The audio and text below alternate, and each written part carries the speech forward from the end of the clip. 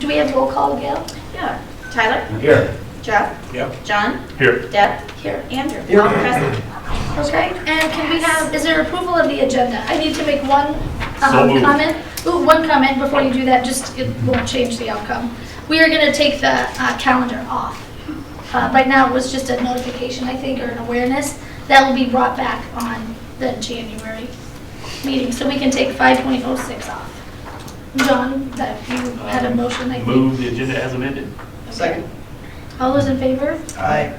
Okay, agenda is approved. So it looks like our first topic, we have public forum. And I think we will let the Costa Rica team go first. Is that right? We have a presentation from the folks that spent some time down there this summer. Welcome, the stage is yours. Thank you. Good evening, everybody. My name is Carolyn Miller, and these are some people from our group. We had a group of 18, but then 22. And tonight what we did is Hannah put together just a little slideshow about, because I know that there's some people that have joined and not heard about our trip before, and other people have. We try to present every once in a while. Just about different things that we did. There's Colin milking cow, love it. I am going to stop talking though so that they can talk to you about the trip. We are so fortunate and we appreciate being able to go on this trip. The students are going to talk to you and parents about what they get from the trip, and we're hoping you'll approve our 4th trip, which is on the agenda as well. Whoever wants to go. Hannah, you can start us out. Why don't you just say your name and what year you are, and then if you want to just kind of talk about your part of the trip. Yeah, okay, so my name is Amy Taylor. I am a senior at Gilbert, but I went summer after junior year. So my favorite part about Costa Rica was getting to know everybody in this group a little bit better. Because we're not all the same age, we don't have the same classes, and we don't get to spend as much time together. I was kind of iffy, like, oh, I'm going to do the Costa Rica trip because I really want to go to Costa Rica. But then I went and I made so many friends, and it was just really cool because, you know, I never would have hung out with these guys. I mean, I would have, but just being in a different setting like that was really great. So I'm Hannah. I am also a senior currently. I really loved pretty much everything about Costa Rica. It was an entirely new experience for me because I'd never been out of the country. I'd never experienced any of that. I really loved some of the stuff we did, like the pineapple tour. Mm-hmm. That was a lot of fun. That was really fun. I'm Julie. I'm a senior this year, and I loved seeing all the different animals and wildlife in Costa Rica. It was just so different and just really fun. It's a great group of people to go with, and just every tour we went on was really informative, and just loved our tour guide, loved everyone that we met. I'm Trenton. My favorite part about Costa Rica was probably seeing all the wildlife that there was there, and probably like all the hotels we went to, because we went to a bunch of different hotels, and probably just hanging out with my friends, and getting to meet new people.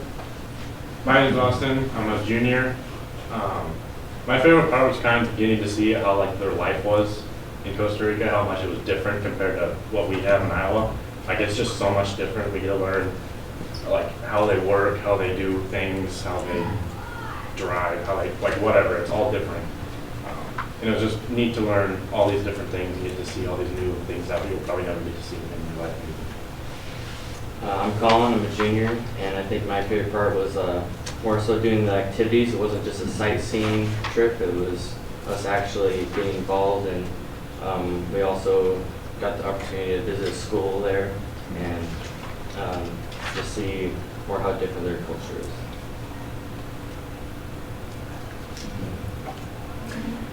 Well, I'm Darren Dowk, and I actually wrote some things down. That's how I roll. But I've had the fortunate opportunity to be on a lot of field trips through the Gilbert district. And this was, I have to say, one of the best. This is a great group of kids and a great group of adults. And Carolyn just rocked it as far as all the work that she put in. We appreciate the opportunity that the district allowed to put this trip together. I know Collins, I'm always seem to be going on these trips with Colin. I'm sure you appreciate you being along. Especially when you were in the kayak together. Yes, it was a lot of good peer bonding. But I really, really thought it was cool to see how the kids and adults really unplugged from this, other than maybe with your cameras, and did experience the culture, not only the landmarks and the buildings, but the people and the language from that aspect. I thought that the trip gave kids a lot of hands-on experiences outside the classroom, but still tied into subjects like ag and Spanish. We mentioned pineapple farm and stuff. We learned some different farming techniques as well as visiting the school and having the kids have an opportunity to kind of communicate and interact with the kids using Spanish and stuff as well. And then little side note thing I thought was kind of neat for a parent is just to kind of let the kids experience kind of travel aspects, going through the airport security and things like that, and just kind of learning on the job, what it kind of takes to kind of be independent and travel on your own. So I thought that was kind of neat to see the kids kind of grow and learn those types of skills as well as the actual experience in Costa Rica.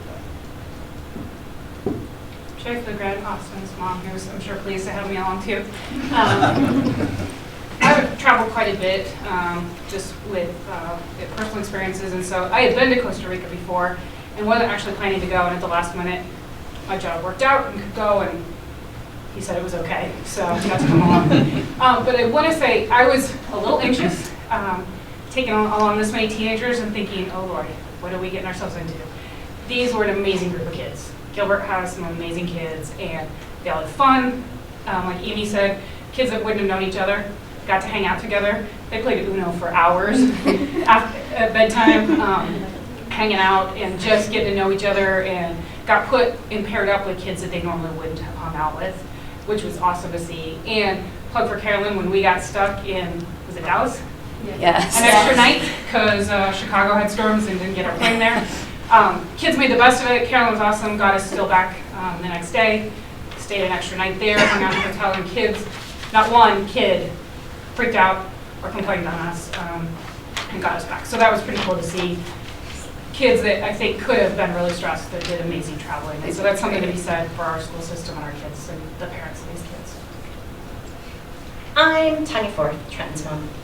And I have to say that this was an amazing opportunity for any child to go to.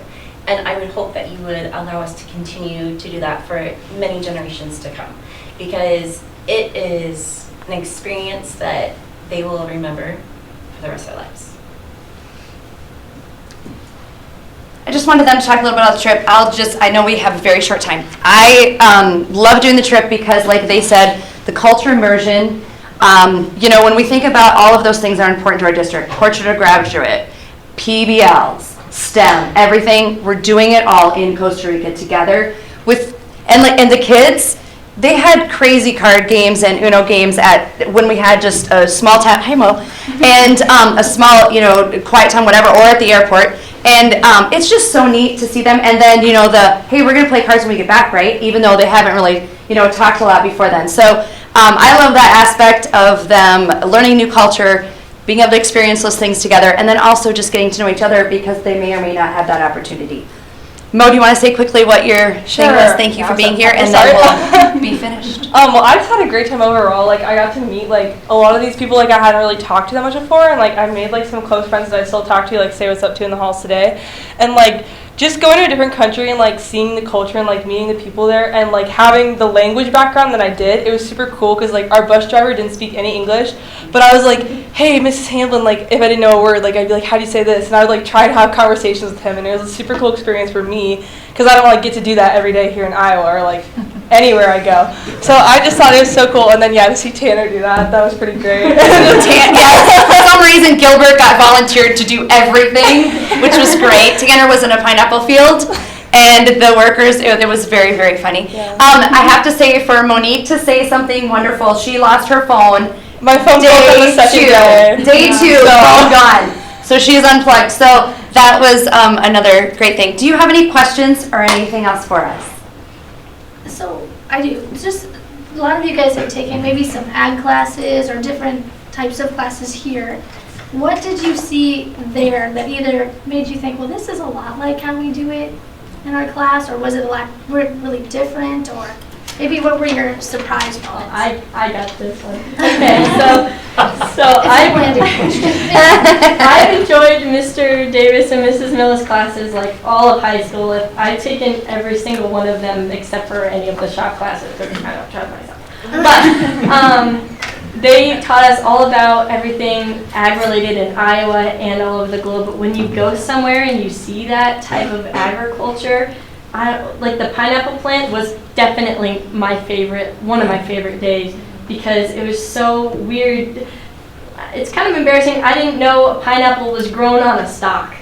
And when we went there and saw that there were these 6 foot, like Tanner, you saw the photo of Tanner standing in that field. They were taller than he is, and he's a big fella. So it was so cool, and every single tour guide, every single person we knew was so passionate about what they did that I could tell you I learned everything. And still when I came on, there's a tree frog out there who's like invisible and you can only see its organs. And then immediately when I came home, I showed them every picture and I was able to it was so crazy, the amount of information that we came home. I was so happy and overwhelmed to share it with my parents and my grandparents who don't travel and stuff like that. So I think the livestock and cattle comments that we get, they're like, taking an ag Mrs. class. Miller, all these they're all starving. They're all so skinny. And they were like, actually, no, that's the breeding, and this is the vegetation, and this is why. So, those things where they think, well, they must be really poor and they can't feed their animals. Actually, no, it's a different breed of animals because we don't want them to have insulation in the heat, and different things like that. So that was crazy for me. I've never taken an ag class. I've taken all foreign languages, and I was looking at all these cows, and then Miss Miller was like, "What kind of cow is that?" And then they're all saying what kind of cows these are, and I'm like, "Wow, that's really impressive." But that was just something to me that I was like, "That's crazy." That we just knew, and it's the same over there that it is here. Yeah. The organic dairy farm that we went to, they had our same breeds. They looked a little bit different, but yeah. So, anything else? I know we've taken more than our 5 minutes. Oh, thank you. That was great to Question for hear the that. students first, and then back to you. So who should go on this trip? Everyone. That's what I assume. Can everyone go? What's the 9 through 12. How do we help those that can't maybe financially? Yes. What does that look like? So there's fundraising opportunities that we can take part in. We haven't had, we did one the very first trip, students parked cars for Iowa State, but there's other things that through the company that if we're thinking, hey, this person might really want to go, but they might need some help going, there's different fundraising opportunities that we can do as well. So those options are definitely out there for people. We just haven't had people take advantage of them yet. What's it cost? So it just kind of depends on the year. I think this time was at 23? Yeah, I was going to say 23, 24. Yeah, it's all inclusive. So the only thing that the kids need to do is tipping and any souvenirs that they want. So yeah, it was great. And I was really pleased with our company when we did get stuck. And it was so funny because the kids are all around the table and they're all sad. They're like, oh, this is our last night together, da-da-da. And then we were working with Mr. Slothman at the airport he's like, well, we can split them up. I said, oh, no. We need 23 spots in the same hotel or 23 on the same airplane. We can't split up. And so after Mr. Wonderful Slothman, Walter, got our stuff done, then I come over to the kids and I was like, you guys, I know how sad everyone is, but guess what? We get another night here. And they're like, what? And they're like, you got to call my coach. So I talked to their coaches. I said, hey, just want to let you know it's out of our control. We can't get home. But everyone was, oh my gosh, the kids were awesome. We're like, okay, pizza party, let's go. But the funny thing is no one had anything. We even had to check our carry-ons. So we had nothing with us. And I'm like, deodorant, toothbrushes, we're good to go, you guys. Don't worry about it. We're fine. We'll all be smelling together. So the kids did great. The adults were amazing. And they had amazing they set us up in a great hotel. So it was nice to not have to worry about those types of things because I've done a lot of research with different companies and I've heard that other people do have to worry about that. But Any other questions? Cool. Thank you guys Yeah, very thanks much. for coming in. Thank you so much.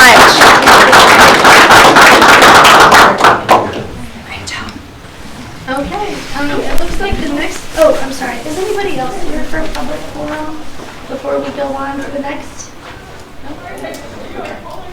All right, looks like the next item is the State of the District presentation, and we have John Mueller and Travis here. I'm not sure how we want to. John's going to lead off, I think. John is going to lead off. It looks like we have about 25 to 30 minutes, right? Yep, they've been coached. All right, here we go. Okay, so, you ready? Or? Yeah. So we, there are two new board members since I was here last year, maybe it was even 2 years ago that I was here physically. Andrew and Andrew Jeff. and Jeff. Okay, so just real quickly, the way that we do these forecasts is we start with some baseline economic forecasts that we just procure from Woods and Pool Economics. And then we take, those are all county-based, and we apportion them according to different populations in the different school districts. So we start every year with a whole new population of how many 1-year-olds, 2-year-olds, 3-year-olds, 4-year-olds, 5-year-olds, on down to 18, 19-year-olds going out, 30, 40 years, these forecasts are for. And then we start putting things on top of that to get a straight forecast. So we're not just aging each year, taking the first graders and making them second graders the next year and so forth. So that's just the back of the envelope sort of way that we approach to build the model that develops these forecasts. In any case, we can go to the last year's forecast looked like this, where you were going to be pretty steady to trend a tiny bit down and then back up, and then where it would peak at about 1650, 1660, something like that, 10 years out. And then this year, go ahead and hit it and just watch the shape. So the shape stays similar, right? So the general trend did not change other than magnitude and slope. So the trend is to where the trough year is expected to go out a little further. It still goes up, and it's just, in fact, the out year is not that much different. It's just 2030 instead of 2029. But so it's basically 10 years out, maybe 75 fewer kids than we would have otherwise expected. To compare to the prior forecast, so what I do is we started estimating these in 2017. It doesn't seem like it, but that's when we started doing this. And then what we estimated for each fiscal year and how those estimates have changed. So this estimate in 2019, 2020 don't change because those are now actual numbers, right? And so the last year we had estimated this year would be 1517 and it was 1525. Now, these may be different than the numbers you have in your head if you have one in your head, an exact number. You've got something new with your kindergartners where you brought in an extra, is that pre-K into the K? Prep was a new program. K prep, that's right. Okay, so those are not factored in here. At some point we should do that and then go and then adjust backward, but what matters really is the delta, what's changing, the direction of the thing. So they're a little higher than this, but on an apples-to-apples basis, it was within, 8 kids, so about 0.5%, which is not too bad.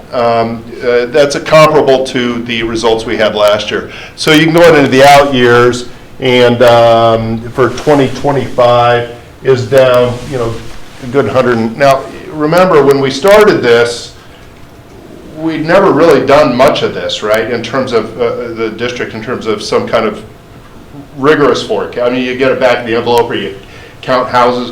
And there was so much housing development going on that we thought, well, could this factor in? Do the baseline Woods and Pools forecasts capture some of the growth? How do they know? They don't. I mean, and we brought some of that in to adjust the forecast upwards to reflect some of the information coming from the district in terms of that growth, and I don't think it was there. So at least so far, in terms of the number of houses, at least that they're generating kids, it's not, we're not seeing that. So basically a longer pause before the growth returns, and the primary culprit, though, is the base economic forecast. And you want to go to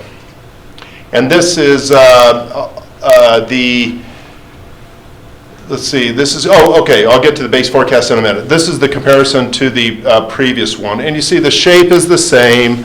You still go up, you know, in 2035, 20, you know, there's no, it seems like a lot, 75 kids. Over the course of that many years, it's not really that big a deal. It's the district, you know, vibrant and growing. It's just tailing off because of the underlying population. And that's in the next one here. So, open enrollment first. So open enrollment, we had 12 fewer open in than anticipated or than forecast or assumed almost. With an open enrollment assumption, it's almost assumed rather than forecast.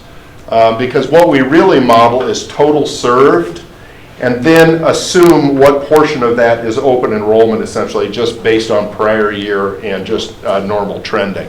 So there were 12 fewer open enrolled in than expected. There was no change in open out, and I think we're projecting some decreases. You haven't gotten those decreases yet. Going forward, we're still going to project that or assume it. So no change in the delta for the ongoing forecast in open enrollment. Stable open enrollment out, assumed at 196 per year, that'll just stay steady. And open enrollment in is assumed to fall as you, I think, capped the ones coming in. I think that's right. Which you can undo anytime you want, right? So those are all things that you can think about. So it's assumed to fall 12 students per year until stabilizing at 143 per year, you know, some years out. And this is the base economic forecast change that was so dramatic. The long-term forecast was reduced by 7%, and that's, you know, that's a fair amount. These are, I'm just looking here at 5 to 16-year-olds. Normally I would look at, say, 5 to 18-year-olds, but Iowa State University really messes with the data for 18-year-olds because there's a lot of them that factor into the forecast because of the university. Pace change, so it's higher in the early years, but the birth rates did not return as quickly as anticipated. So, and this all still goes back to Great Recession. These are all hiccups or echoes from the Great Recession. So the birth rates tanked during the Great Recession, and then there's some expectation that as the economy improves, birth rates are restored, but actually you get a slight bump because people, it's not like they just didn't have kids, they delayed them, but there's also an effect that there are just fewer kids that are going to be born, you know, as a result of that. So some of that is permanent, some of it is not, and it was just delayed. So, and you can see that when we get a new forecast, baseline forecast of population for these kids, these forecasts are, you know, it goes back years where you see the revisions. It's like you'll see GDP forecasts and you'll go back 3 years and get some kind of revision, and you get that here. But again, you know, we're just seeing this trough happen later here than we expected. So, you know, 2 years out before you return, but the slope of that line is definitely expected to be less than it was before. Okay? So one element of this is that we had always assumed, and it's always been true, that your share of the pie grows. So your share of area, think of regional enrollment between, Story County and, surrounding Boone, although that's a tiny amount. And then within the county itself, your share relative to mostly Ames, but even relative to the others. So you'll get so the pie is, the share of the pie is growing, but the pie itself is not growing as fast as we had anticipated. So it's nothing to be alarmed about. It's nothing the district is doing. These are just large demographic trends. Okay? And so this is and it's really hard to make these lines so beautiful. That took a long time. But I think it really draws your attention in a way that straight lines don't. So at any rate, you're seeing the same kind of growth going out. Again, by the 10th year, if you always think, you're always looking at the 10th year, and each year you move out another 10, you're basically, 50 down 10 years out from where you were 10 years out last year. Is that something that dramatically changes any plans you're doing? I don't know, probably not, but that's, something to look at. And so, John, yeah. if we take a question now, or you want? Yeah, of course. Yeah. So two of them here. The first one, it looks like you're making some assumptions on when we go to another section, like in kindergarten in 2024. I mean, we jumped from the 90s to, now we're going to have a full section, it looks like. So is that an assumption in there? Or? No, that's driven purely by the number of 5-year-olds that we expect to have at that time. So sometimes, for whatever reason, you get, and realize, let's see, a 2024 kid is alive today, right? So we have a less forecast error on a kid who's alive today than a kid who's born next year or the year after that. And you have years where you get a bump that are... So that's irrespective of that our section size is 20 and that we probably would do it in a section, in other words, change our open enrollment to fill a class. That's purely your estimate. It's purely... So that would say we start going to 6 sections in 2020. In fact, it assumes, well, okay, so that does include open enrollment, right? But that's not what's total served. Yes, that's right. Right. The open enrollment is noise. That's based on number of kids born. And it may be too much of a detail, and yet it's real, and Mike's, and then it goes to Vic's, from the middle school to the high school. St. Cecilia, usually we pick up, however, what, 10, 15? It varies. How many is it, Mike? Sometimes. 10, 15, 20? Yeah, it varies year to year, but from 5th to 6th grade, over the last about 11 years, I've averaged about 10% growth. So take the 5th grade class, add 10%, that's about what I have in 6th grade. Okay. Almost, you can go back over the last 11 years, and that's what it's been. Okay. And so from 5th to 6th? Yeah, and I didn't see that. So this is, reflected there. yeah, and it may not be. So it's no, so 5th to 6th would be, so so this cohort, right? Yeah, see that's real numbers. That's a bump, Yeah. right? That's real. This is a bump of 10. This is a bump, and yeah, so I don't factor that. So you know how I would handle that is that I would the totals wouldn't change, but the mix of the grades would, right? Because and I've done this before. Like I did one for district north of Cedar Rapids, and anyway, Mount Vernon, I think it was. And they had, for whatever reason, a class that had like 5 sets of twins. I mean, in a smaller district, that was just this huge class for no reason, that the aggregate data and then parsing off on the same percentages didn't work. Yeah. So because normally in a strict cohort aging model, where first graders become second graders become third graders, and so forth, it captures this very well. It'll capture these kinds of single grade effects. So you're saying even with that, it doesn't change the total served, it just changes the mix. But that's important too for us, I think. Oh, of course it is, sure. And building needs, building capacity, Yeah. right? Yeah, so we'd have to go back and, we can adjust that and play with that and see what it looks like. But it does capture them, because going on, I do look at the number. So I say, okay, you've got, let's say you've got 10% of the county population, okay? And I go back to 1997. And I look at your share of the county and what's happening with the share, right? And then look at those trends, and that's usually logarithmic, because you're not going to get 100% of the kids, right? So that's, those tend to converge to some static number. And then I forecast each of those years from 97 through last year based on the same methodology I'm forecasting next year. And I measure the error rate. And so then I say, okay, is the error rate growing over time? Is it changing over time? And you try to model it so that the error rate stays relatively So you can see what's changing. And what that means is that's what's captured, that you're getting more and more than what you should, or less and less than what you should. And you can do that by grade, right? And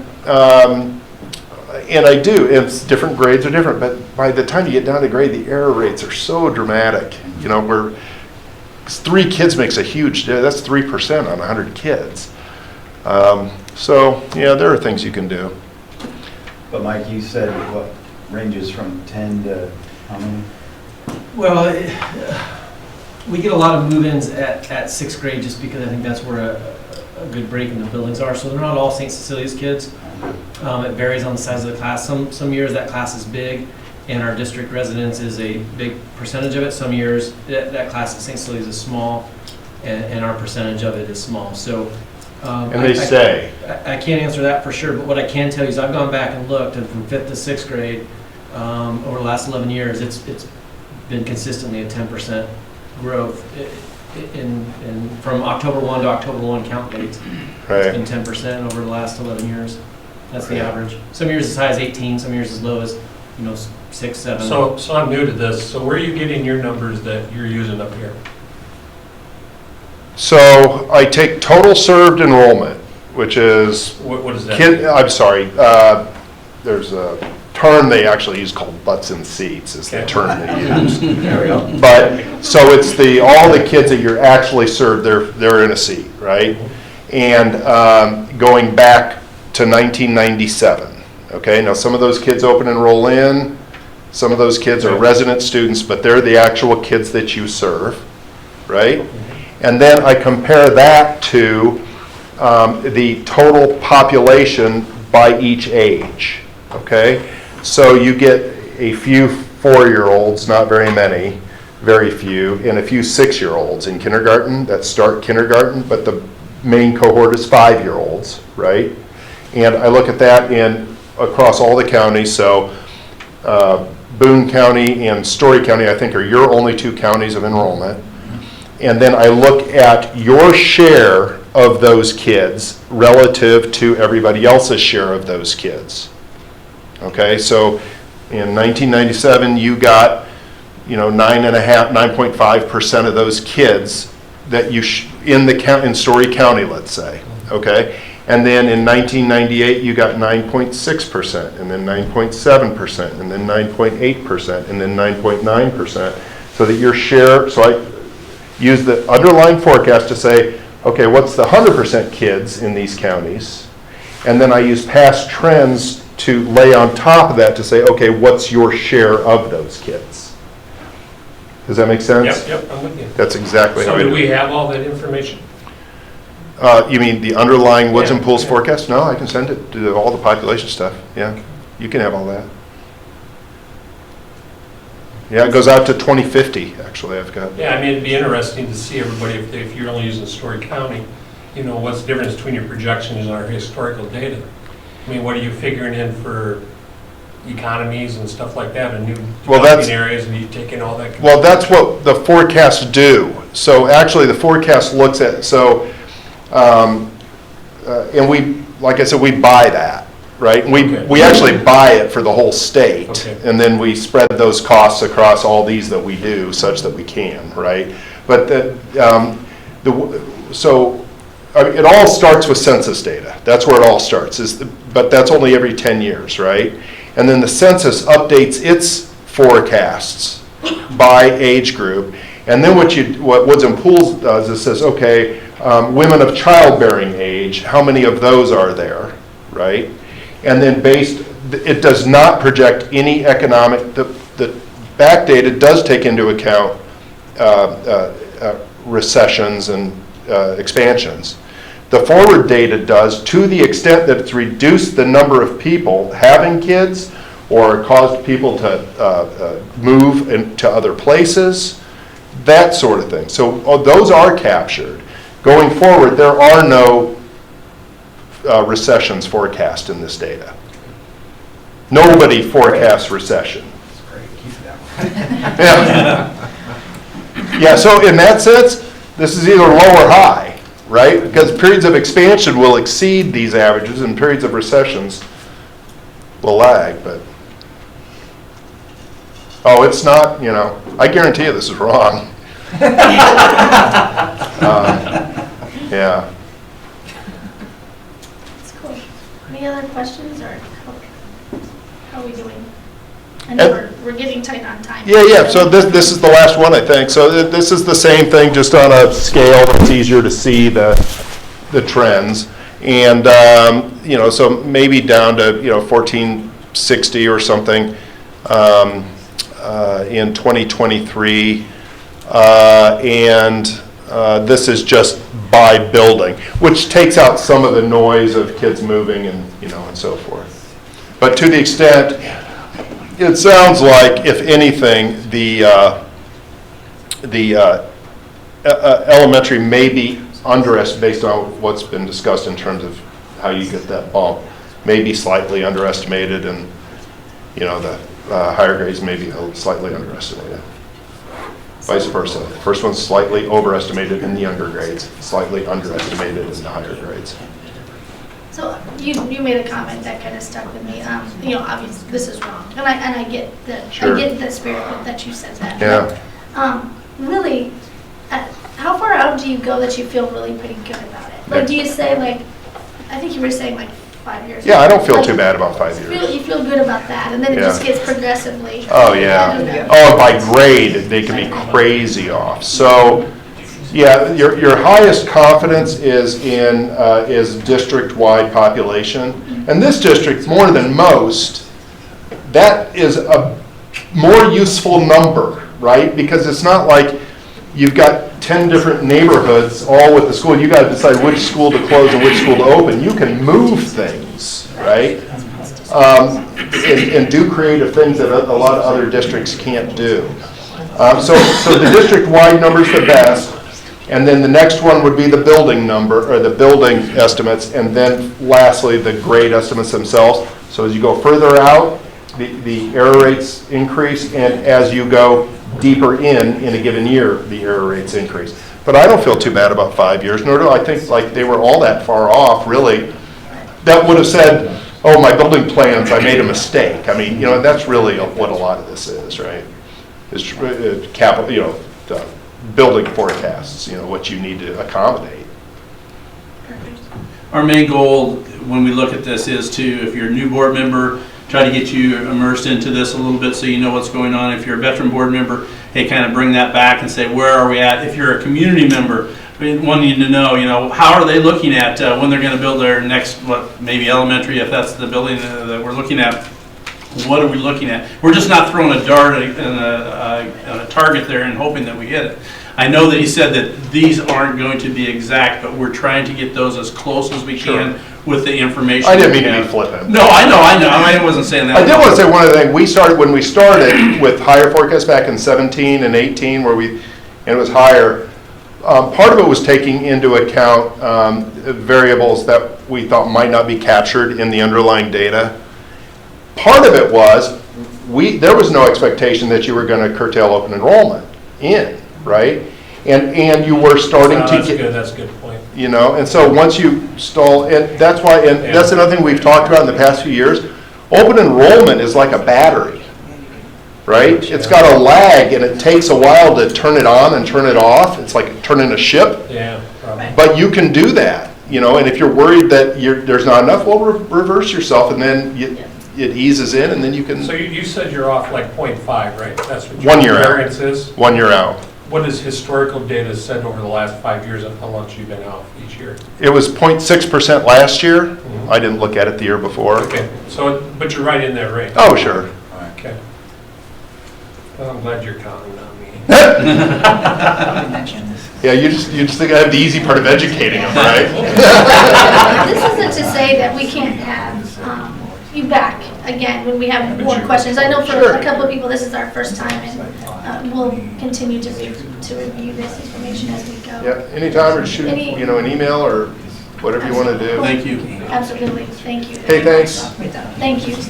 So the next thing that we do is we take the enrollment projections, which John has talked about, and then we... Thank you, John. Thanks, John. And then we combine Travis, and he's the Piper Jaffrey rep that will be talking about our financial picture. Yep. So make sure. No.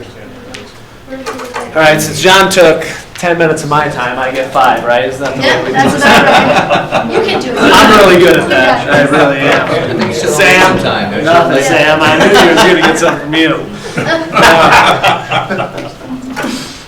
Okay, so this is a kind of a rehash of what we went over back in February as a district.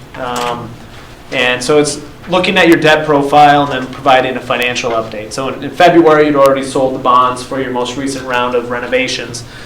So what I want to do is walk through 2 components. One is just a debt profile history, a couple things on valuations and tax rates, and then look into the 5-year forecast on your operating budget. We're really going to drill into the general fund expenditure picture, and then also look at total tax rate, which involves capital as well.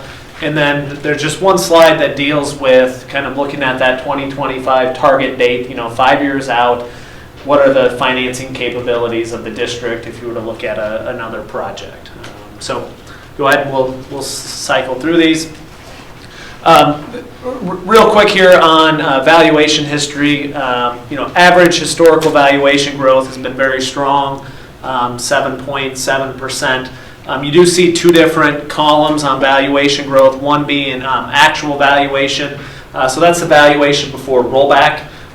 So the way that works for everything but ag property, it's typically market value. Commercial industrial is a little bit different. Ag property is based on a productivity value, but if we start looking at percentage of how your valuation is broken out, it's really just driven by your residential property. So the actual valuation is an important number for your debt limit.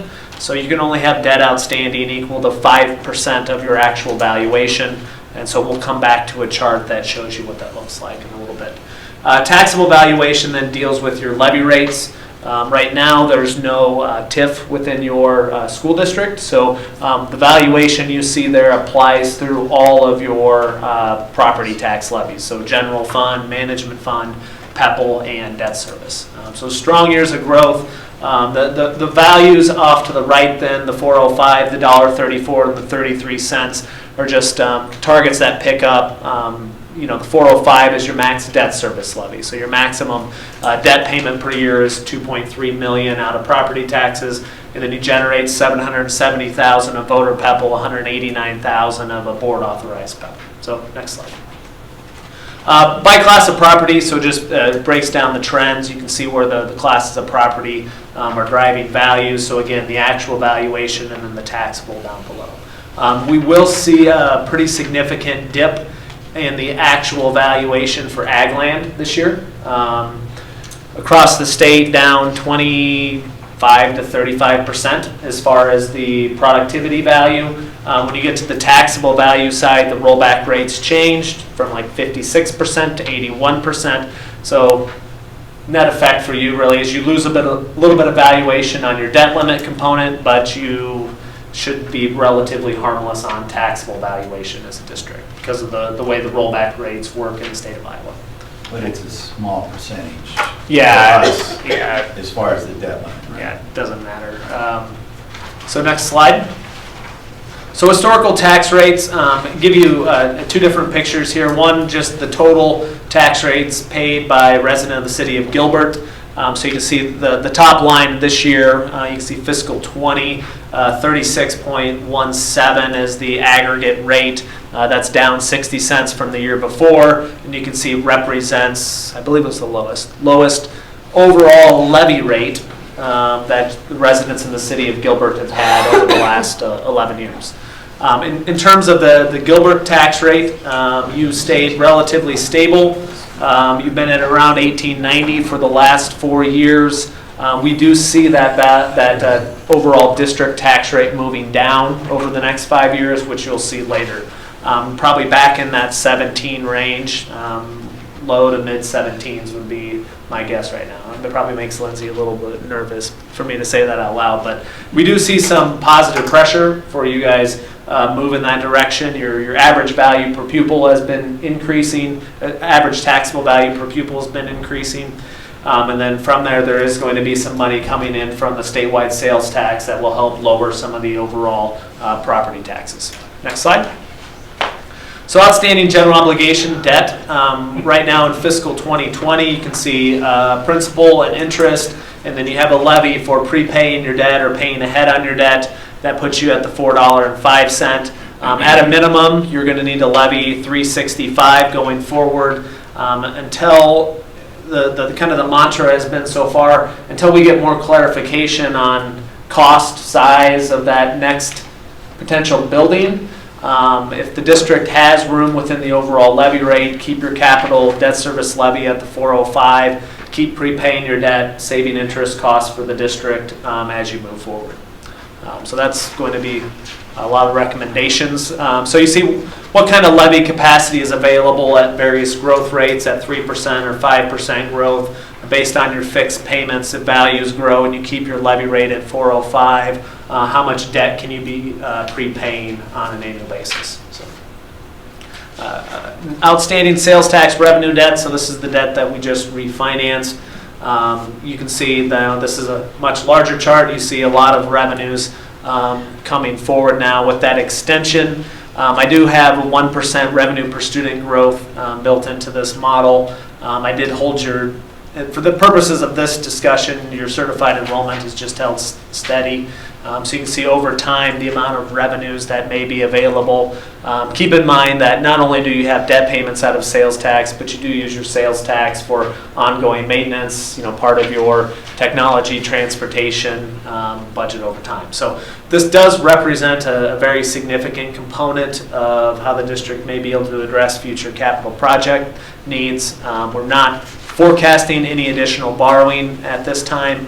But certainly we can start looking at that. You will be fairly limited over the next 10 years of doing any major capital projects out of this sales tax stream, but over time we'll certainly provide an ability for the district to either look at different types of projects or not fund as many projects out of your debt service levy. You could do them partially out of sales tax, partially out of debt service. But again, that as a growing district who has kind of an unknown amount of needs, we're reserving this back. Certainly if you get to a point where you're sitting there, oh, we have $10 million of sales tax, what should we do with it? We don't have any projects. You could use that sales tax money to pay off other property tax back debt, which would provide property tax relief for your patrons of your district. Next slide.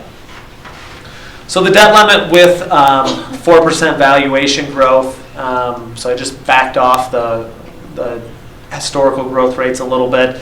You see in the kind of the middle, that light orange section, the estimated valuation and the debt limit, and then obviously as you pay off debt, what becomes available within remaining debt limit. So just because we have remaining debt limit there doesn't mean that you have the ability to borrow that amount of money. Today it does. That's kind of our restricting factor now that we've got the extension with the statewide sales tax.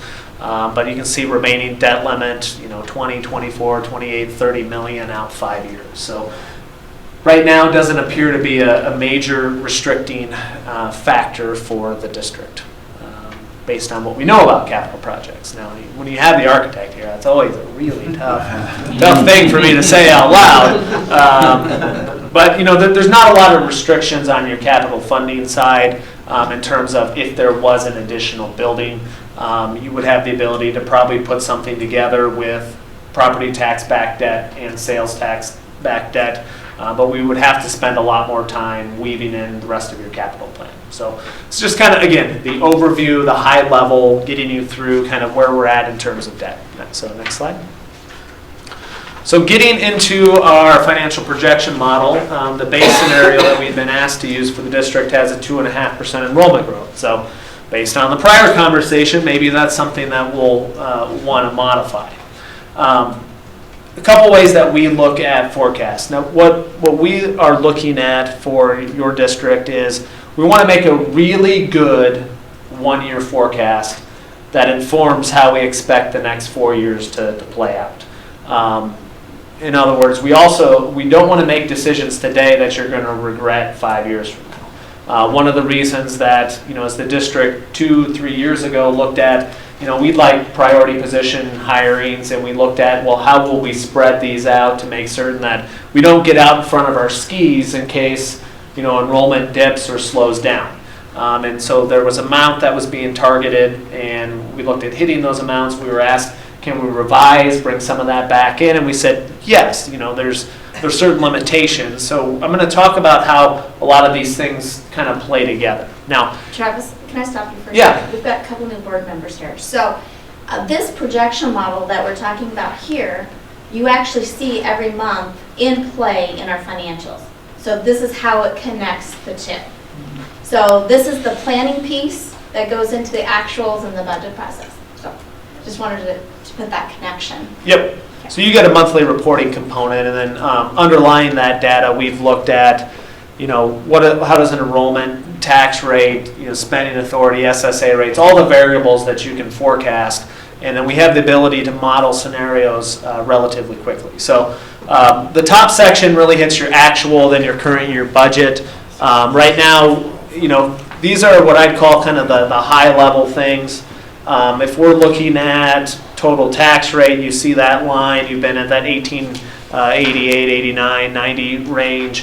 If you look at your UAB as a percentage of expenditures, you're around 20%, which is a good number. You essentially have that number backed up in cash, as well as your solvency ratio at the end of this year should be back up around 17%, or at the end of fiscal 20, if spending lines up with the way that we're projecting. So at the end of 19, you're 15%, looking at adding to that a little bit. Your management fund balance is also healthy. So if we look at kind of the projections and follow the wave here, total tax rates this year, I see the potential for the district to have a lower tax rate even in the fiscal 21 budget. Right now, I'm showing 18-16. Now we could maneuver around that based on are we happy with where our management fund balance is? Do we want to get a little bit closer to having 2 years worth of expenses, which is kind of a going rate, because really you spend most of those management fund expenses in July, August of that year. So having a year of reserve after making those payments is pretty common. And then going forward, we see the ability for that tax rate to stabilize at a lower level. Now, a couple things to think about here. The first is that there's not a huge need for the district to have cash reserve over the next couple years.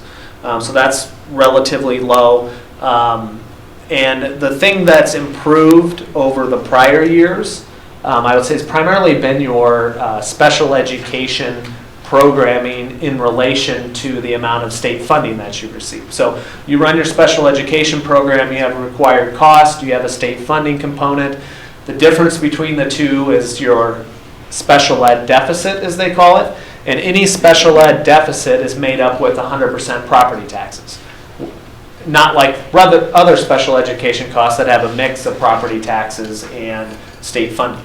So when you have special education costs that are high in relation to the students that are being educated, that can actually be a driver in keeping your tax rate higher. So if we looked at a change from this year to last year, you can see that basically the special education deficit is forecasted to be a little bit lower, which allows us to bring that property tax rate down sooner. So as we kind of forecast out, the things that we're looking at is we think it's a best practice for a school district to not focus on tax rate solely, not focus on solvency ratio solely, and the primary driver should be your unspent authorized budget.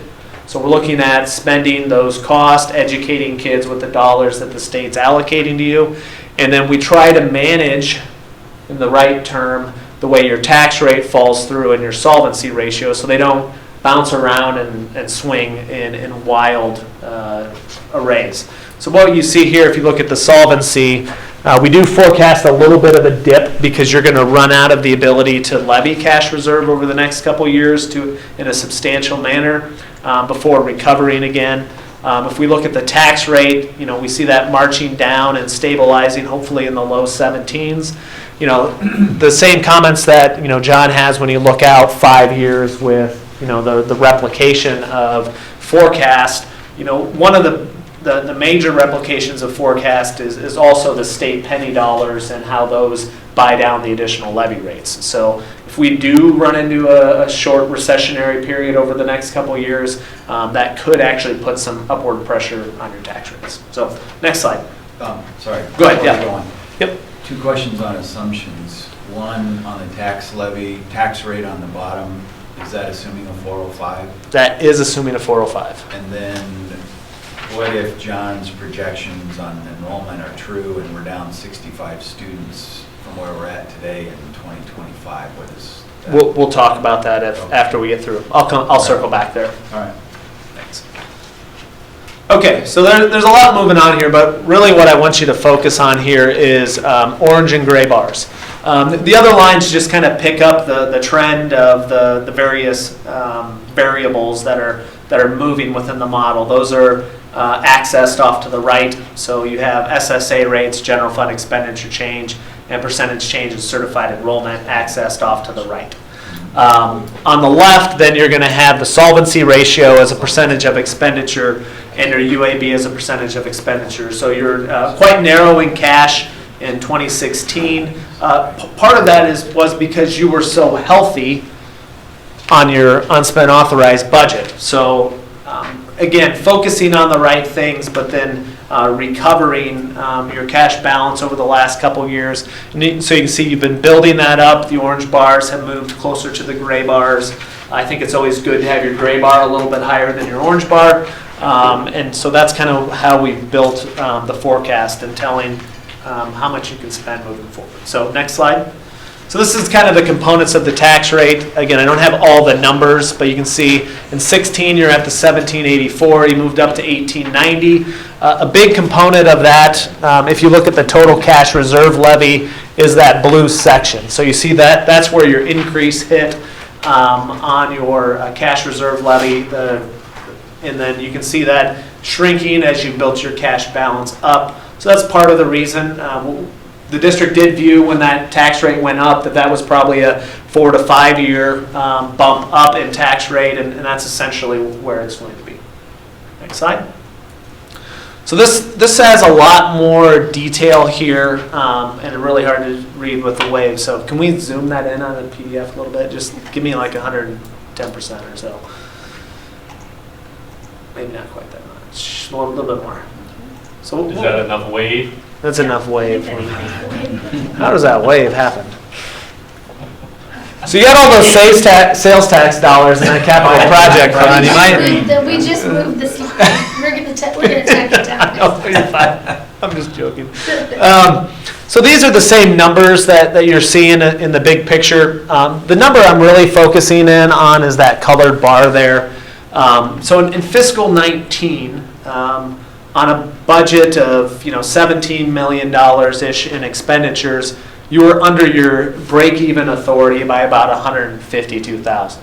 Now you might say, well, that was $152,000 we could have spent elsewhere. I'm saying on a budget of $17 million, that's very, very close to being where you need to be.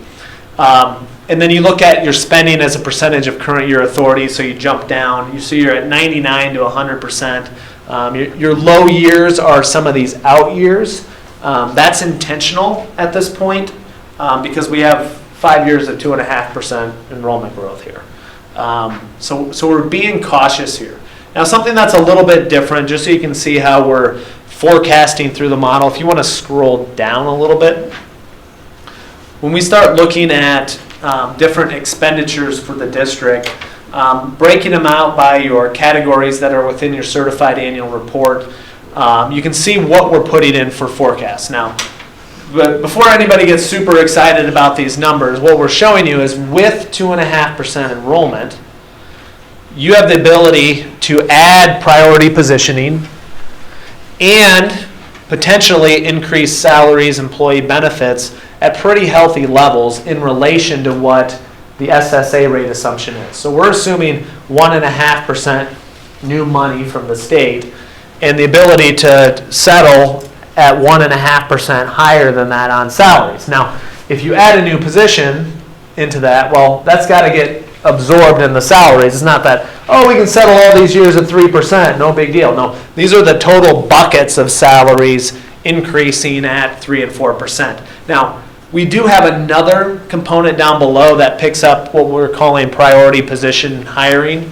So the original plan from 2018-19, there's actually a plan before that that had it spread out like $200,000 per year. We gave the green light last year that you could add priority positions this current fiscal year in 20 at $400,000, then 100 and 100 the next couple years out.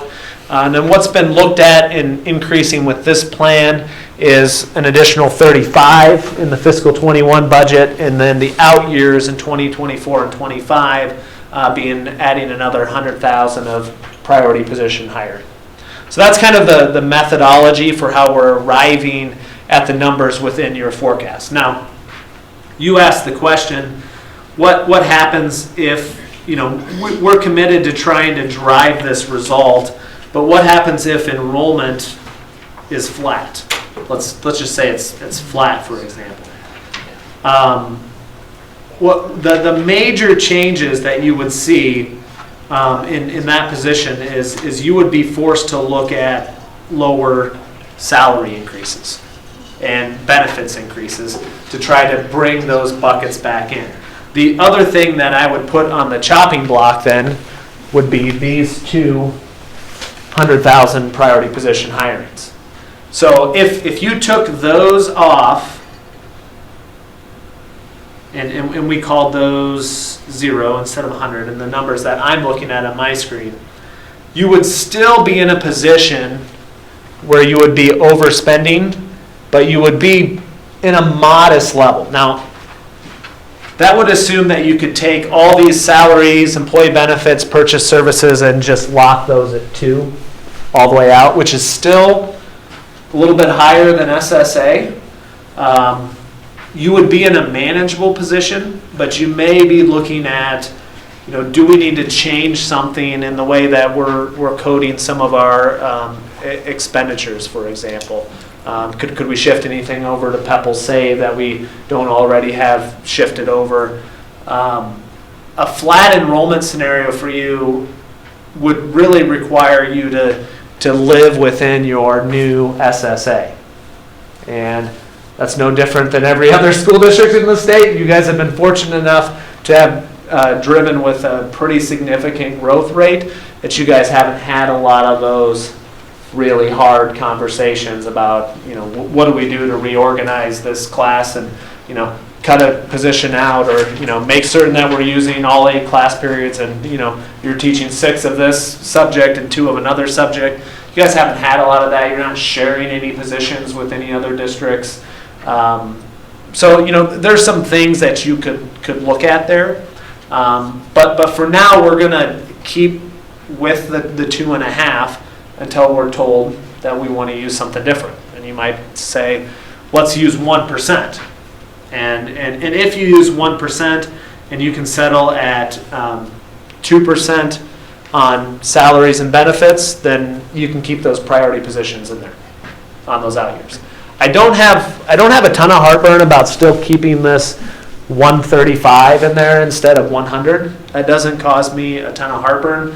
But you just have to recognize that there's going to be an interplay on how we're looking at these other expenditures going up. You may be looking at, we got to do something to make this more efficient. So that's kind of how I look at this big picture. Question? Is this the last slide? Yeah, and we'll have to kind of wrap it up. We're about 15 minutes behind. That's what I was thinking. In terms of overall picture, any questions on what you're seeing here? From a tax rate standpoint, that's not really going to be your pressure. But if you do lose enrollment or don't realize the enrollment growth forecast, you're going to have to be very mindful about the salaries and benefits increases going forward. That kind of seems like, well, that's logical, right? It's a logical. Do you get that 4 and 3% number? Is that a number we give him to use? Where does he come up with that? We work on it. We come up with these Yep. based on. Present it to the board to be like, yeah, that's. Yeah. What we do is we work on this together as we come up with our past history, and so when we build the budget, we have a budget workshop, and then Travis and I work on what our scenarios should be, and based on, and on the revenue side, our philosophy is being very conservative. 1%, at one time we had 0 SSA, then we moved it to 1%, and now we're at 1.5% for SSA. And enrollment, we've been at 2.5. So that's been a conservative, because historically our enrollment's been about 3% or higher. So this is kind of new that we're seeing that drop. Yeah, we saw it last year, and we're kind of like, well, let's look at it, let's see it, and I think the base economic forecasts have changed a lot. Right. Do some of your new housing developments, impact this? Yeah, you can't get every single variable in there, right? There might be a greater concentration that you used to get a certain percentage, and you increased it a half percentage more because of the concentration of housing. So it might not be as bad. But the thing to keep in mind here is we do have a little bit of room built in. We're 150, 260, and 380 underspend out there in those out years. So we're not utilizing every last dollar when you get out there. This is like the sweet spot. Yeah. It's like trying to get as close to 0 as you can. But, and what we do is basically our assumptions of our SSA rate and our enrollment rate are basically our drivers for how much money do we have to spend down here. Yep. So we're conservative up here on the revenue side, and then how close down here can we get the sweet spot to be 0? Yeah, and those 3 and 4%, those are nice. If you talk to a lot of other districts around, they're like, well, we're living at whatever the CPI number. But after seeing that presentation, Travis, what do you think for that enrollment growth? What's your kind of thoughts on that now, or were you aware of that already? We talked about dropping it to 1.5 from the 2.5. Looks like 2.5 looks pretty optimistic from what we've seen as potentially a decline. Yeah, we talked about this. We had an hour and a half, no, 2 hour webinar between us and your district administration to walk through these, and we looked at both scenarios. The 1.5% scenario is good, and essentially what we looked at is, remember how I said we want to make a good 1-year forecast? You may decide that if we want to use 1.5, we really need to lock down these salaries and benefit increases to 2% until we see enrollment forecast that looks better. I don't think that's a unrealistic position for the board to take when you get to negotiations. Now, this isn't obviously a negotiation session, but in terms of just looking at how do we allocate the new money that we're going to have, if you dip that enrollment down, you're not going to have the new money to allocate. It's going to be very easy to pull up this model and say, well, if we give 4% here, that means we're cutting a position next year. So, it all goes together.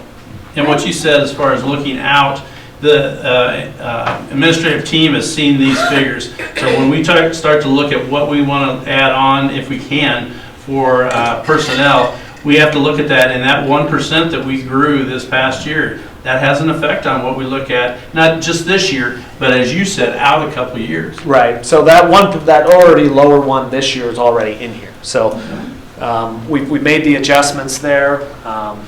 I came to Gail saying, you could probably spend some more money on priority positions. She's like, well, I don't know, our enrollment forecast doesn't look quite as good. Okay, I'm probably with you on that. So, when it comes to spending, that's just like, okay. But we're still good on what you committed to with the prior 600 and the 35 this year. I feel good about this. But, wouldn't it make sense just to run this, not that it is what it is, but just to say, well, let's run it with the enrollment numbers we just got. So you have a worst case scenario. It's kind of a worst case, and then we can, it's just like what we did a couple of years ago. Worst case, have a best case. And figure out. Most likely. You should run it flat. Most likely. Yeah. You should run it flat. Yeah. And then you can adjust from there, maybe some different scenarios. This enrollment is very unique from what we've been working with. Yeah, it changed from 2 years ago, but. If and we did the run flat. Run flat just means settle at SSA. Right. All of these expenditures here are 1.5, because that's what we have for SSA assumption. It's pretty simple, and you can still afford all of these priority positions under that scenario on the run flat enrollment. But we're not gonna be flat, right? We're gonna be down 65. So here's the thing, again, we need to wrap it up. Yeah. We're gonna have more data in the spring. So as we get into budget season, it may be beneficial, because I mean, the nice thing about this is an Excel file, so we can just run all these scenarios Yeah, live. that's the nice part about this model, you can do a lot. It's not And it very is, hard. and this, it is so user-friendly, and so you just plug in a few things. So that's what, we can wrap it up tonight, but as we get more knowns, our tax valuations are coming up, that we could change these and talk about these for fiscal year '21. When do we firm those up then, Gail? Taxable valuations will come in January. Right, okay. So I think once those get in, and then we can see, we'll see what the SSA, hopefully they come back, I'm not sure. We should know SSA, usually end of February, you got a pretty good idea of where we're gonna be. Yep, so Okay, we can so talk about that and March, then, April.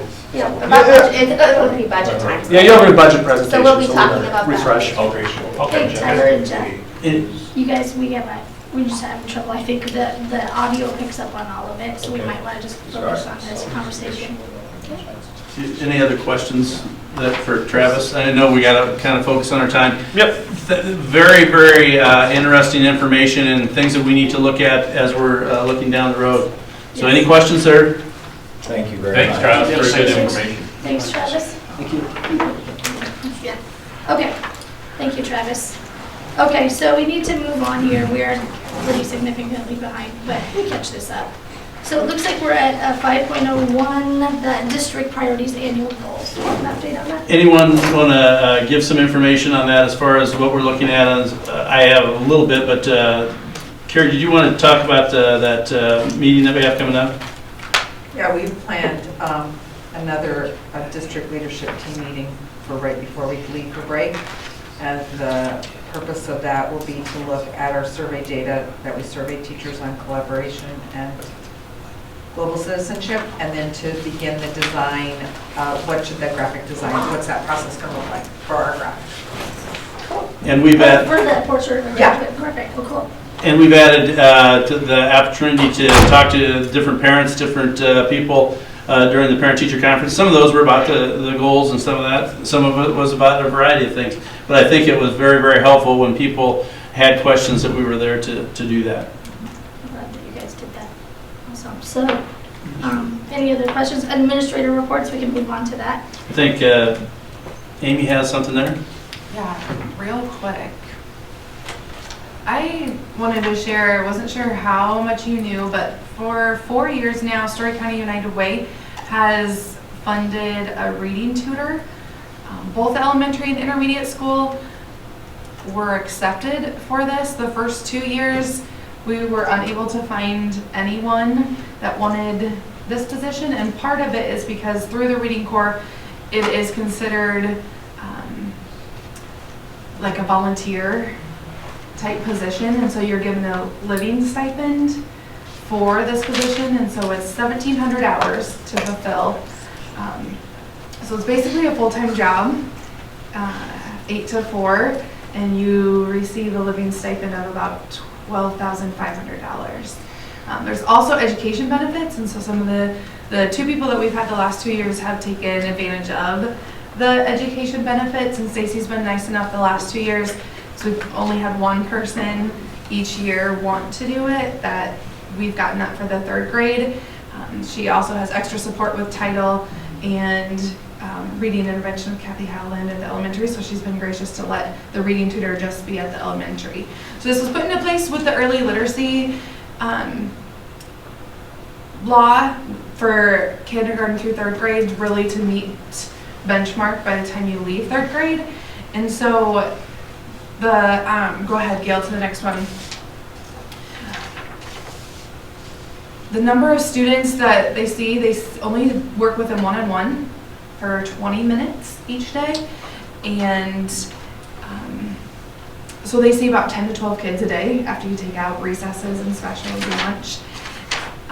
And then they work on just 2, go to the next one, research-based strategies. And these The tutor goes through about 5 days of training, and it is very scripted, and for 20 minutes they're doing one of these two based on what the data is telling us of what they need, or sometimes it's a combination of the two.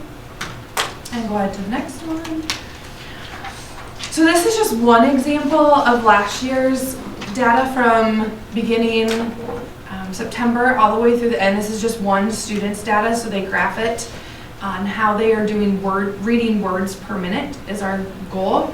And so instead of taking the lowest of the kids, they take whatever our benchmark is. So at the beginning of the year, 98 words per minute as a third grader coming in, and they'll take anybody at 98 and then count down from there, because our goal is to give them the extra intervention to then boost them up to meet the next goal. So this is just one student, and if you look at the next slide, this is that same student where they started the year at 60 words per minute and ended the year at 131 words per minute, which is pretty amazing growth. Typically we look at like a word and a half growth per week, which I think in my notes, like if you think of about 36 weeks, 54 words, and the student grew 71. So last year, a total of 20 students got to participate in the reading tutor, and so that means when we only see 10 to 12, the rest of those students graduated out, which then allowed us to put more students in to receive the intervention. Is that gray bar the bench, the target or something, or what's the gray bar in there? Yes. Right above the yellow? Yes. Okay, for that age group? Yes. Yeah.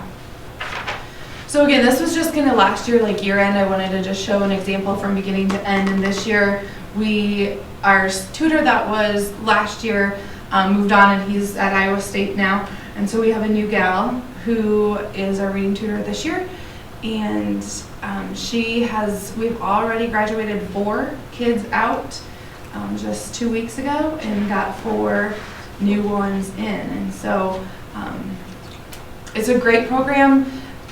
Thanks to Story County United Way, I know they in 2018-19 gave up $70,000 plus to Story County schools just to fund the reading corps. And we got 12,000 of that, right? We have 1,200. I know, 12,000? Yeah. Yeah. That living That's pretty good. Yeah. Yeah.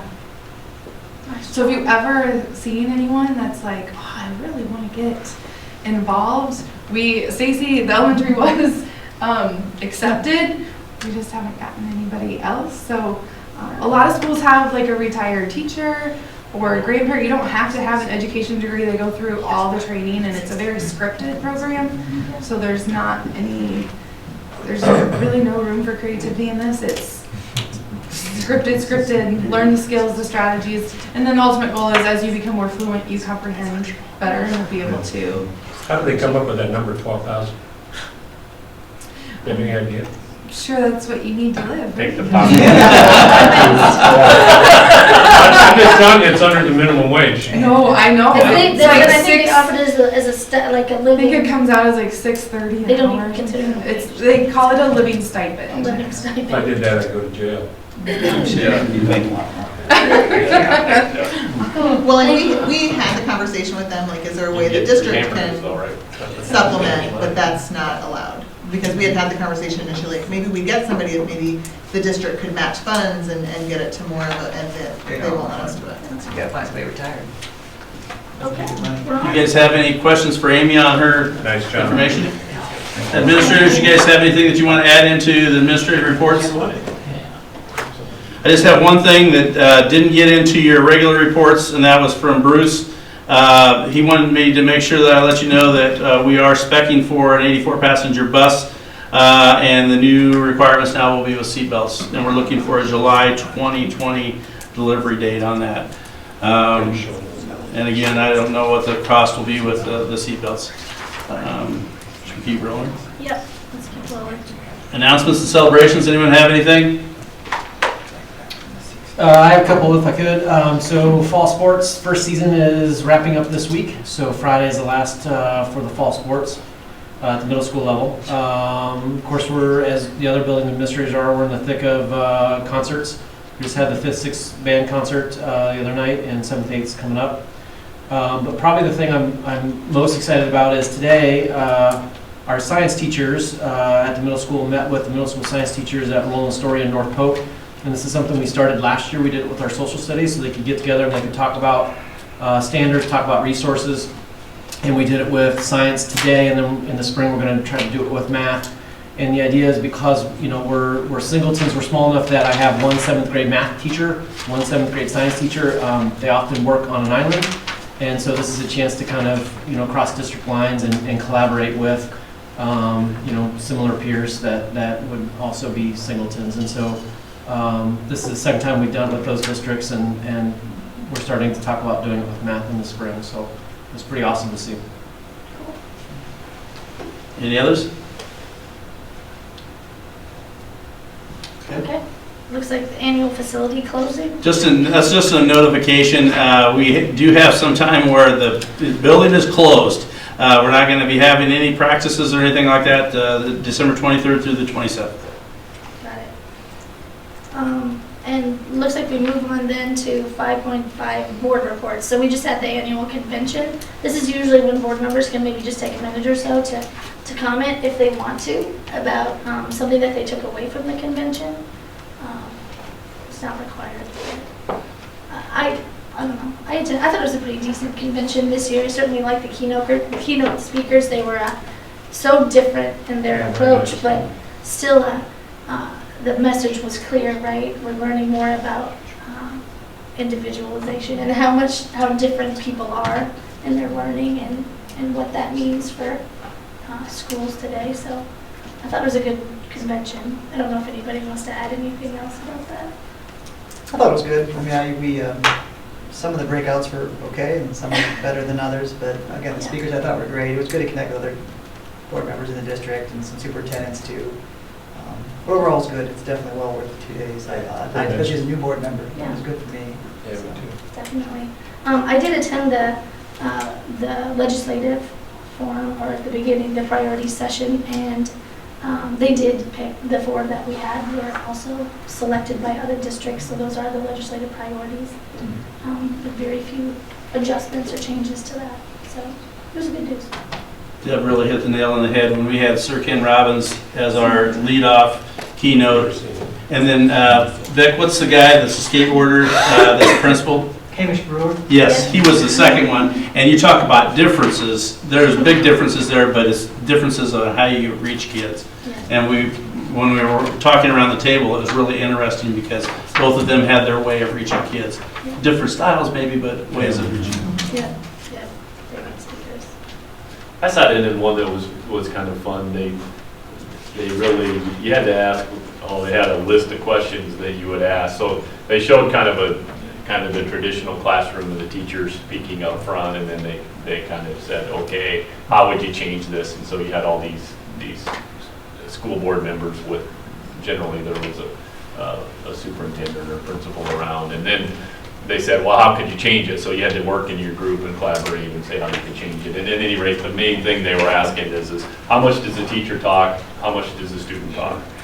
Who decided what you were talking about? And it was kind of an interesting way. And their whole point was if we do this structure, we can really bring about, more student autonomy and all these kind of things to make it more interactive and collaborative. And I'm sure we're doing those things, but it was very interesting to participate at it as a school board member, to be like, it really turned the whole thing on its head. I mean, from where you started with to where you ended with. And how they would do it is they would use films, and then they would get teachers together and watch films of other teachers and say, well, how could you, have, instead of watching it, one of your own, you would watch somebody else. And then you would critique the teacher and get it how you get it more interactive and collaborative. So it was a good exercise for a board member to sit in on. Cool. Okay, yeah, great. It looks like I think we are going to skip off the next one. Yep. So we are on to old business. Yep, Right? Gail will be back in just a second. She'll pull up. If you remember that this is the second reading on the amended policy 502.7, smoking, drinking, drugs. And what we would ask is that you approve this second reading and waive the third reading, and there it is. Even with the waives, it's there. What, if you want to get some detail, I know I've talked to Vic, I've talked to Tim, it's basically addressing some of the problems that we're having with the vaping in society in general. Would that be true?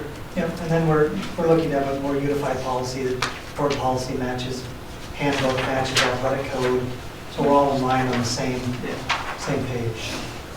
And be just reflective of current concerns related to the health issues with vaping. I make a motion to accept and waive third reading.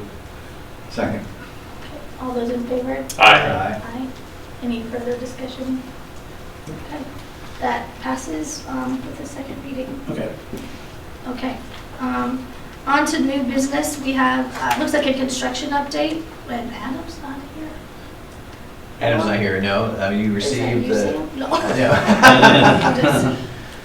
There was, included in the packet was Adam's information, his summary, and his new construction Okay. financial summary. All right. And it looks like we have some, is there any comments or anything about that, those notes, by the way? Okay. It looks like we have 9 change orders to consider. One is yeah, 8. Sorry.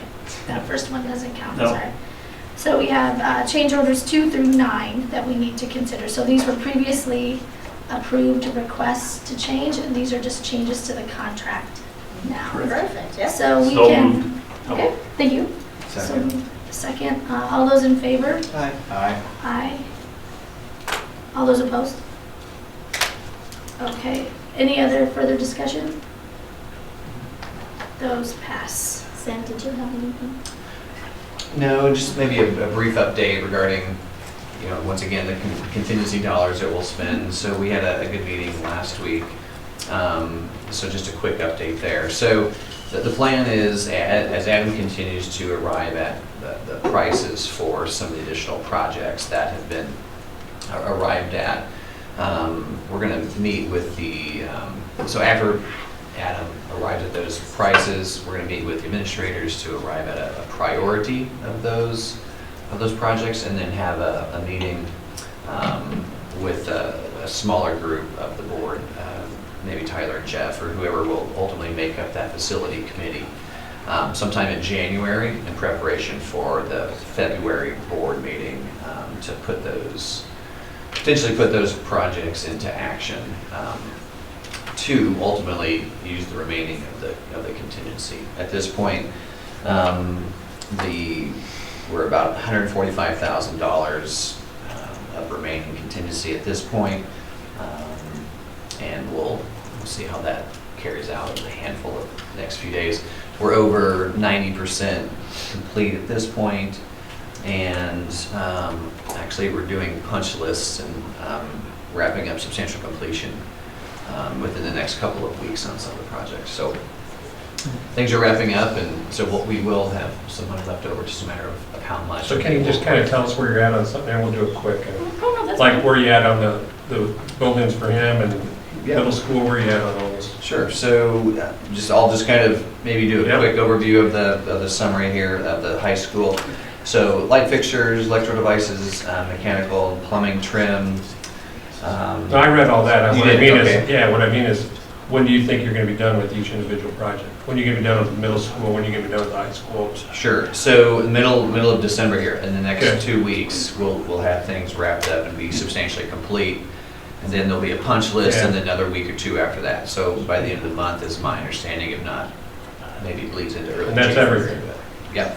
Yeah. Now, except for the sports complex. Yeah, I know. Yeah, we are postponing some of those things due to weather and just proper installation of landscaping and paving. They're chomping at the bit. They were ready to get into it. You can ask any of those, of course, maybe more middle school and high school right now, but they're ready to go. Will you guys will use those in January already? I mean, Yes. Classes are. Yes.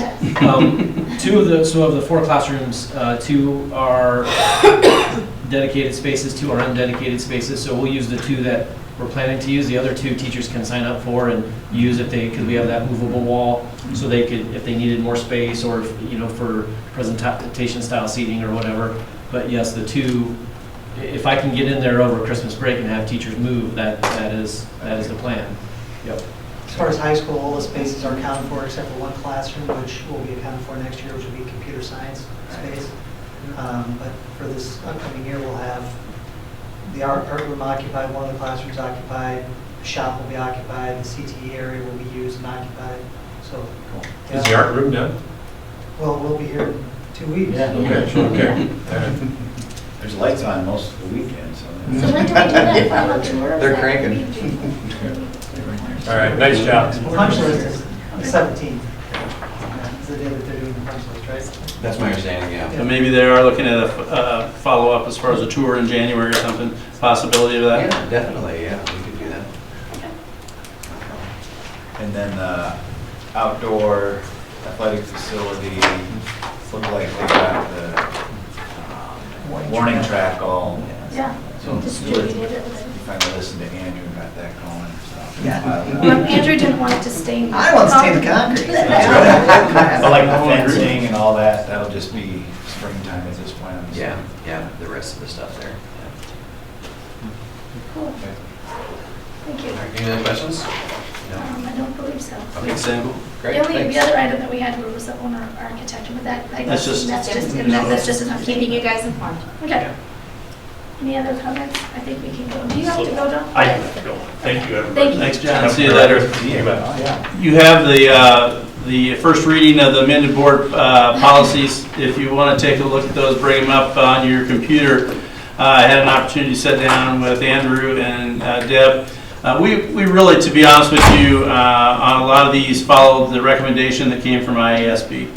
I don't want to dominate the conversation, so I open it up to any of you guys to say what you feel there. Some of them are just a legal citation that has maybe changed. Well, they're the experts in that, so we're gonna follow that. But this is just the first reading, so this is to make you aware of it. I believe that what we have is, and one of the things that we're trying to do is we're trying to get it so that you have what the new policy is and any adjustments, if it's a strike through or anything like that, that have been made to that. And we'll see here. It's done. Okay. Oh, That was helpful to have their current and proposed. Just so it's primarily driven by IASB. Yes. So for example, in the organization one, for some reason they wanted to have the terms of 4 years stricken, but we just whatever. Yeah. And then the vacancies, I guess on that one, it's pretty much saying don't have, or our current one is going to be completely changed. Is that one all Yeah, I didn't lined understand through? that. Yeah, this one is a little bit trickier. Because it looks like in the current, we wiped out the entire thing. Right. And What one so was this? Vacancies, the current, 2024. and it was essentially just rewritten. And the interesting thing about it is that the new one, we just went through this. Sure. And they were going, it's Yeah. kind of fresh in our minds. But Yeah. this, it is essentially just, we had like a PowerPoint that they had at the time that was, I don't know if it's, how much it necessarily, and the old one talked about the reasons that they might resign or forfeit. So And the you new just- one is more about you just how do you go adopted about the other billing. one? Yes. The new one. And one of the things, just to, we're just not going with that. Like, there's one that we did where we combined secretary and treasurer for Gail's spot. That's kind of unique for us, so we went ahead and did that. But what we tried to do is follow the leadership of IASB as much as possible if it didn't hinder our local, I guess, drive or desire. So the only other question I have on it is the very last one, and it deals with seatbelts or restraints in the school bus. That's It's a new one. Right, so we're just now looking at our first one with them, or where, I mean, we don't currently have any. Do you have to go put them in all the buses? Does that bother any? No, it's Is that not special changed. events? Any new bus that you Okay. purchase, I think going forward, has to Right. have it. Right. Yeah. That's the way I understand Yep. So the And law is just passed. I mean, Yeah, it's pretty it just- fresh. Okay. So from any new bus purchased from this point forward has to have it. So this This policy is like fresh off. Yeah. Because the law Yep. just was in place maybe a month or two ago. It's very new. And this was one that was interesting to me, and I'm not changing, I don't have any questions with the policy itself. Obviously, it makes sense, but it's like grandfathered in, so we'll have one bus that has them. Yeah. So one bus gets the safety restraints. Yeah. I think the You know, question- like, how do you make that choice? Which kids do you, I don't know. That's something I that want to make sure we bothers keep the me. same amount of kids on the buses too. I also understand We got it's kids really bringing up expensive to trouble, change them all everything at one else. time. Now you gotta have the seatbelts and stuff. So I don't know if that changes. Yeah. Okay. Any So, questions? Yeah, this was just the first reading, just getting these in front. I also understand there's a pretty high volume, but they're pretty straightforward changes, so just wanted to get on top of these. Yeah, we'll just go ahead and we'll wait, and if you have questions, if they come up, we'll be prepared to talk about them then the next time. Okay. So moving on. Am I on the right one? Costa Rica. Yep, so we have item 7.3, we need to consider or approve the request from Carolyn Miller So for the biannual Costa Rica trip. I move to sorry. approve the trip, Costa Rica trip. Okay. And Second. Okay, all those in favor? Aye. Aye. Any further discussion? Okay. Really, what are we eyeing there? Approving that they're leaving. Approving that they will. I know, but I mean, When they go out of the country, we have to approve it. Yeah, There's no cost. Cost unless we. yeah. And actually, The students fund it. For insurance, for liability, anytime there's an out-of-state request too, it comes to the board. So Okay. you'll see it from FFA, you'll see it from. Okay. That's an excellent question. FCS. Thanks for saying that. Yep, yep. Good question. I asked the same Yeah. question earlier this week, so. Yeah. Okay, the next item, consider or approve the authorization of the district's administration to submit a request for MSA. Since we have new board members, I included some explanation, so I hope you find that helpful in what we're requesting.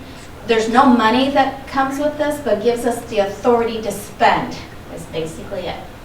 Yeah. And this is for the increasing enrollment in Yes. fall of It's October 1st count. 2019.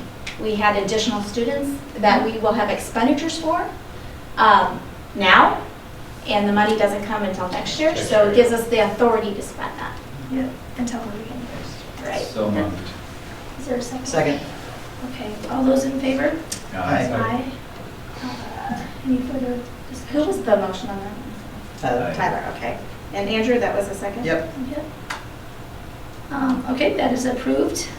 The next item here, 7.5, we need to consider or approve the authorization to submit a request for the school budget in the amount of $148,192 for MSA for open enrolled out students not included in the district's previous year. Same thing. So again, we're just waiting, we won't be reimbursed until the future, so okay. the So moved. 40. Jeff? That was a tie. Okay, Tyler? All those in favor? Aye. Aye. Any other question? No? That motion passes. Next is 7.6, consider approve authorization for the administration to submit a request to the school budget in the amount of $81.60 for the MSA for providing an English language learner program for students who have exceeded 5 years. Same thing. So same thing. So moved. Second? Yeah. Okay, all those in favor? Aye. Aye. Any additional questions? No, the motion passes. Looks like we are on to the summary of financial reports. I will leave it open to you guys. If you guys have any questions, I have a summary here, and if you have any questions, you can ask it now or email me later. Tyler, did you notice I included on the PEPL? Yeah, it's expanded, so maybe not tonight. I know we're tight on No, time. that's but- okay. What's that? If you have questions, I mean, I don't. Well, it's I not think necessarily you a need- question, but I liked that you're it's encompassing all of it now. Right, and So it's a kind of a broader picture. right, and we should. I felt like as we move forward, the limitation or the spending for those two funds, the Yeah. PEPL, are exactly the same. So why not include it? So we get a true picture of what is available for the same projects, basically. And moving forward with the new limitations that we have on athletics and using save dollars, now that the law changed, Right. we're going to be moving things around, so why don't Put we it all in capture one everything spot. together, right? So for tonight, I just basically have information for the 1920. As we move forward, I'll put this to the next future years because this is a 4-year thing, but moving forward, I just thought to get that information for the current year would be the most important, and then we'll move forward. But I thought capture it all at one place because those dollars are moving from account to account, especially with the construction going on. So anyway, that was my thought behind that. And I could think maybe one question around that is we bond against save, right? And yet there's also money here, so how do you account? I mean, I don't, if it's too much detail, we can cover that later, but. I have it in, let me read this down here. I'm showing that as expenditures. So like if you see the revenue up on the top, okay, and then also down here, capital construction are, well, just additional services, and then our potential $1 million that we've planned on, and then our debt service. Okay. So that's our principal and interest payments. So that's what we use to go against the bonds we've done. That's our liability. 941,000. Okay. Yep. Good. Yeah, I like that. So, I mean. Yeah, because technically you can bond against Pebble too, right? Yes, you can, but we haven't. We haven't, but we bond against the sales tax, but we've never really looked at it together here. I like that. Yeah. 'Cause So that's what basically, you said, what we got. And we That's a just bigger number, too. refinanced this. Right. So, just to. So I noticed your solvency rate for, what is it, 20 or 21 is 12%. Where do you guys come up with that? That was a board goal. Okay. After it was down in single digits, Yeah. after moving into the high school, right? So. And actually, just briefly, that's what started this whole finance projection thing. The model, we purchased the model.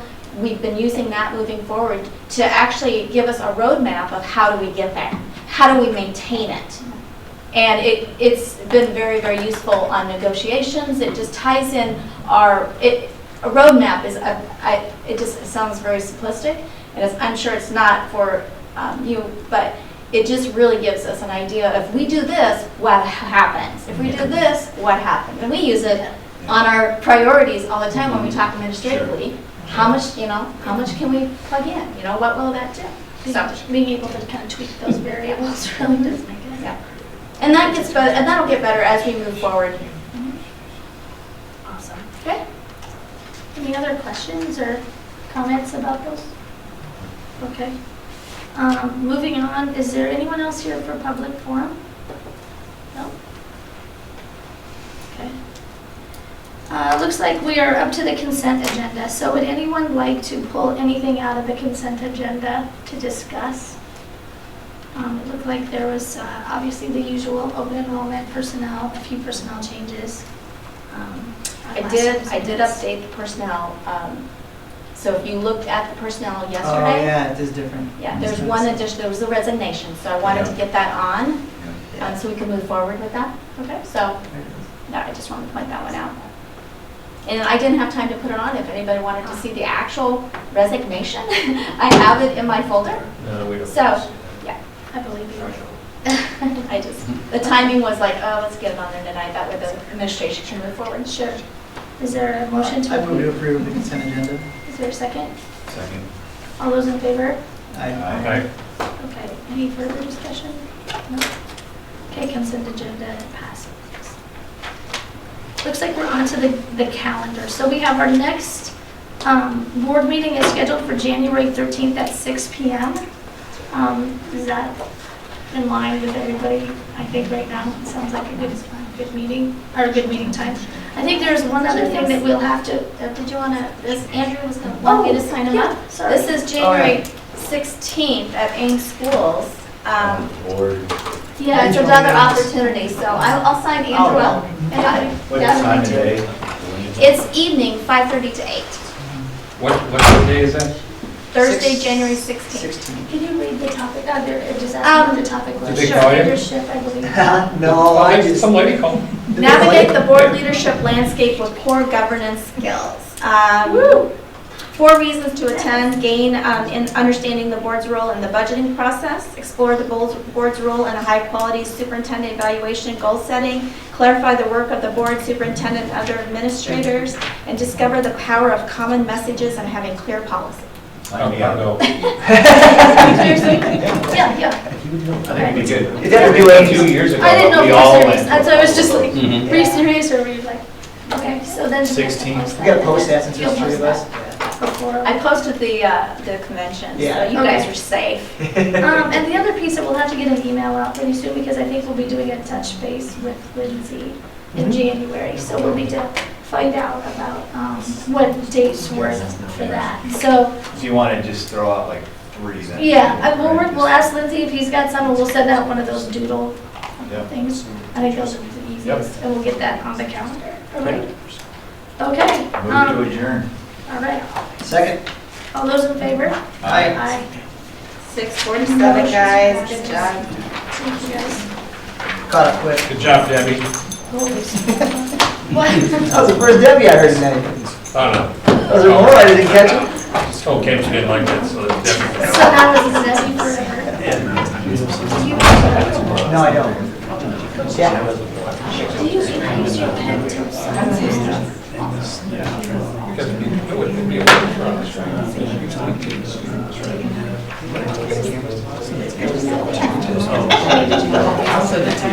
Hey, Stacy, or Lydia. Right now, could you shut off the camera? I use administrative this I can do it. Hello.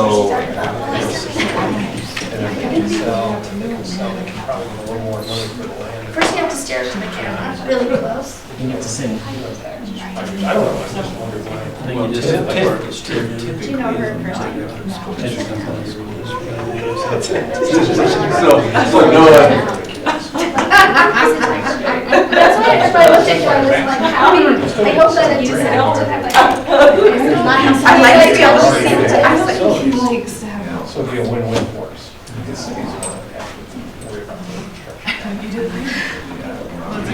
I just started unplugging things too. I don't work very closely. I know, but I mean, I just. Okay, sorry. Okay, $100 a month. And are you on? This is. Are we convenient? As large as any.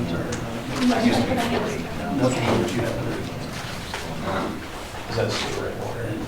Are we off?